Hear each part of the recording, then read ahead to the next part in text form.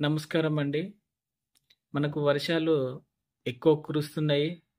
ఈ వర్షాలు ఎక్కువ కురవడం వలన నీరు అనేది కలుషితం అవుతది. కలుషితమైనప్పుడు మనకు అనారోగ్య సమస్యలు ఎదురవుతాయి. ముఖ్యంగా ఇందులో టైఫాయిడ్, విరేచనాలు, కలరా, హెపటైటిస్ ఏ అనారోగ్య సమస్యలనేవి వస్తాయి. ఈ నీరు నిల్వ ఉండడం వలన దోమలు గూడా ఎక్కువ అభివృద్ధి చెందుతాయి. ఈ అభివృద్ధి చెందేవి పూల కుండీలలో మంచినీరు పట్టినప్పుడు మూతలు పెట్టకపోవడము, తాగి పడేసిన కొబ్బరి బొండాలలో, టైరు ట్యూబులలో మనకు దోమలు ఎక్కువ అభివృద్ధి చెందుతాయి.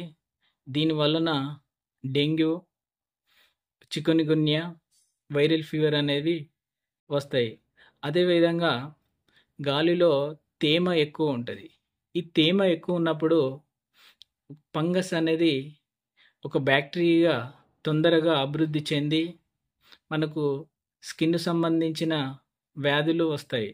అదేవిధంగా ఈ చల్లదనం ఉండడం వలన ఆస్తమా, ఇంకా రుమటైడ్ ఆర్థరైటిస్ ప్రాబ్లము ఎక్కువవుతది.